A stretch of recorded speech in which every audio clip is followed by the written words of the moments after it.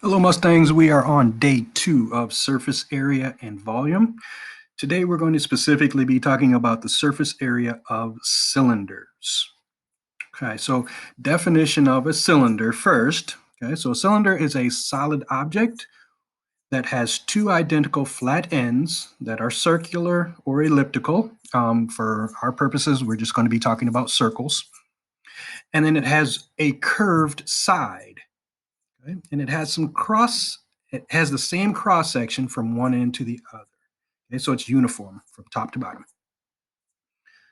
Okay, so actually, let me go back for a second. So with cylinders, we can talk about a couple of things. We can talk about its height, h equals height, and then we can also talk about r, the radius. Okay, so from the center of the circle to the edge of the circle.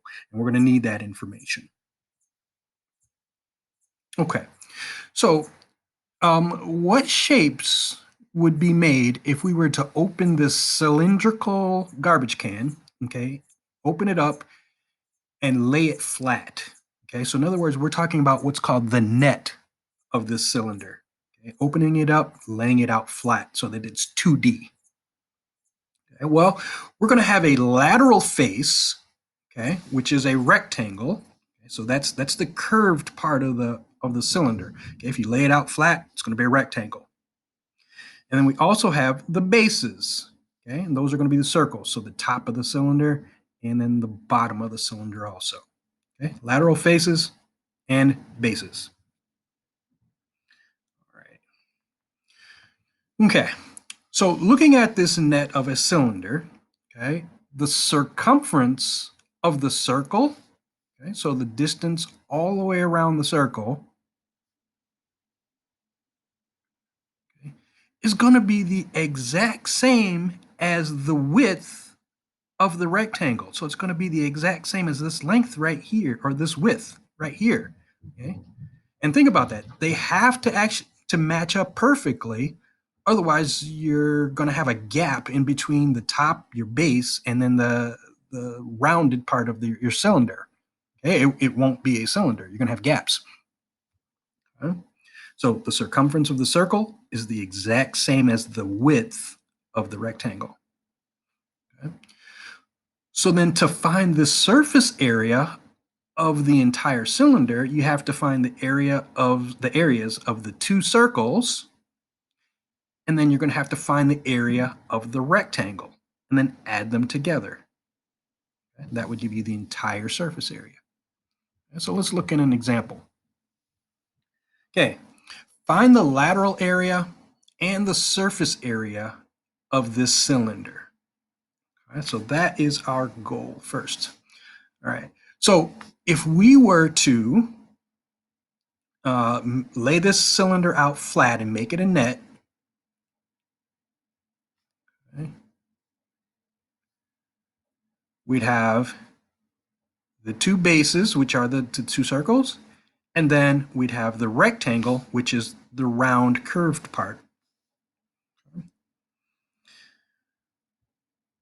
Alrighty, so to do that, let's find the lateral area first. Okay, so we need to find the area of the rectangle. Okay. Well, we know that this width of the rectangle is going to be the same as the circumference of the circle here. Okay, well, we're going to use our picture. Okay, circumference is diameter times pi. Okay, well, they're giving us the radius, which is 8, which means that the diameter would be 16. Okay, so the circumference of the circle is 16 pi, okay, diameter times pi. And then the height of the rectangle is going to be the height of the cylinder. That's this 20 right here. Okay, so that's the 20 going right there. Okay. All right. So here are our calculations. The lateral area, okay, the area of the rectangle will be 16 pi times 20, which gives us 320 pi. The base okay, which is the circle, we're going to do radius squared times pi. That's area of a circle, radius squared times pi. So the radius is 8. 8 squared is 64 times pi gives us 64 pi. Okay. Alrighty, so now we can find the total surface area of that cylinder. Okay, so the 320 pi, that's our lateral area, the rectangle. 64 pi is one of the circles. 64 pi is the other circle. Adding all of those together, we get 448 pi square inches. 448 pi square inches. Okay. All right, let's take a look at another. All right, so just a quick rehash of that last slide. Okay. From yesterday, we were talking about LA, which stands for lateral area. SA stands for the surface area. And when we calculated the surface area of a prism, we found the lateral area of all the sides, okay, not including the bases. And then the surface area is the lateral area plus the base areas. Okay, so just a quick refresher of what we just did. Okay, here's the second one. We have a cylinder which has a radius of 2 centimeters and a height of 8 centimeters. Okay, so if we were to open it up and lay it flat, okay, it would look like this. The circumference of the circle is diameter times pi. Okay, well, the radius is 2, so that means that the diameter is 4. Okay, so our circumference is going to be 4 pi. Okay. So now that we know the circumference is 4 pi, we also know the width of the rectangle. It's going to be the same as the circumference of the circle. Okay? So the rectangle width is going to be 4 pi. Okay? The height of the cylinder was 8. Okay? So now let's start finding our areas and putting them together to get the entire surface area. Okay, so for the area of the circle, it's radius squared times pi. So the radius is 2. So 2 squared is 4 times pi gives us 4 pi. Okay, so that's the area of the circle. The area of the rectangle is going to be width times height. Okay, so 4 pi times 8 gives us 32 pi. So now we can get the total surface area.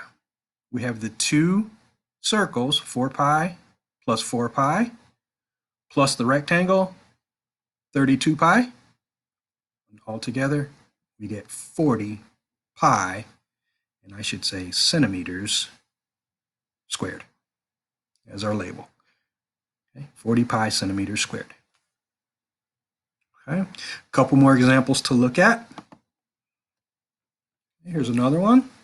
Okay, this is a cylinder again, it's just laying on its side. Okay, so the height of the cylinder is 11.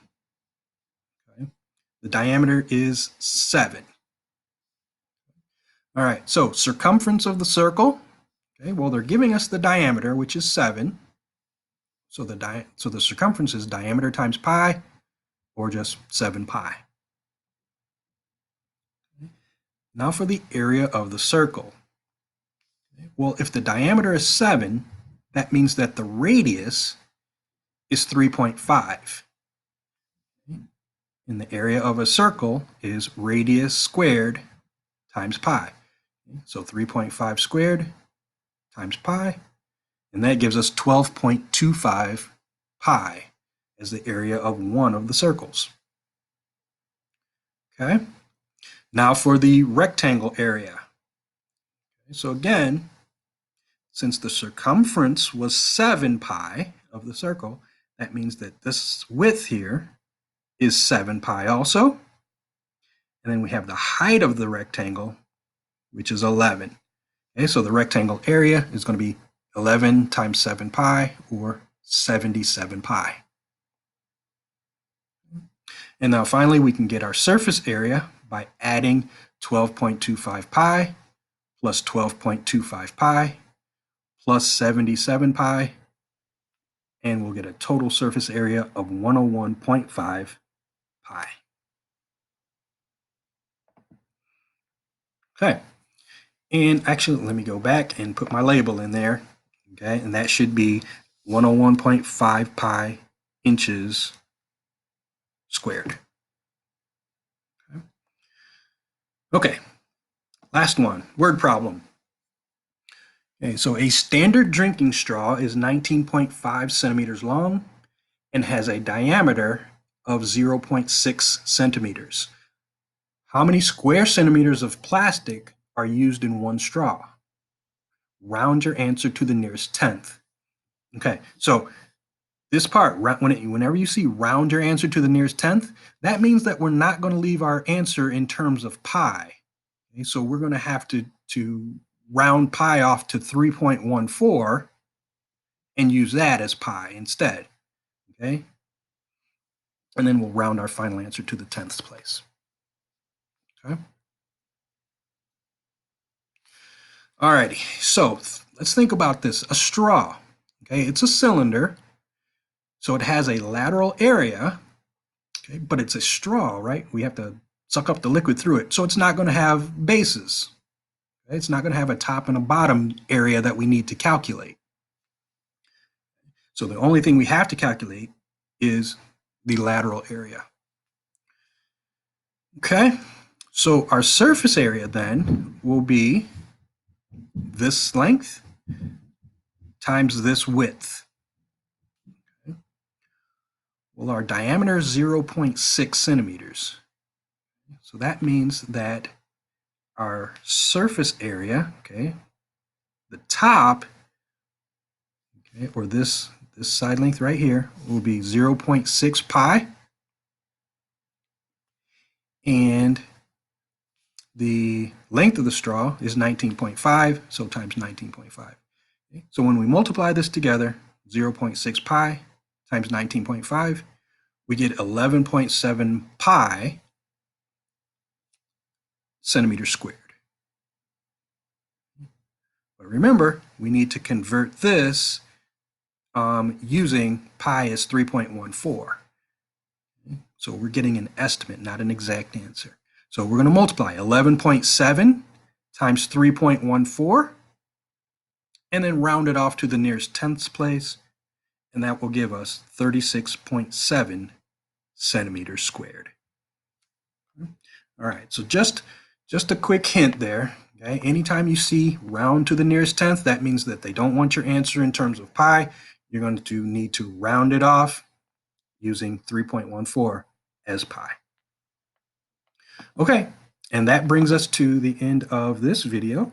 You have a couple of assignments to do with cylinders, and we'll also have another help session on Thursday from 2 to 3. If you have questions in the meantime, please feel free to contact me. Take care.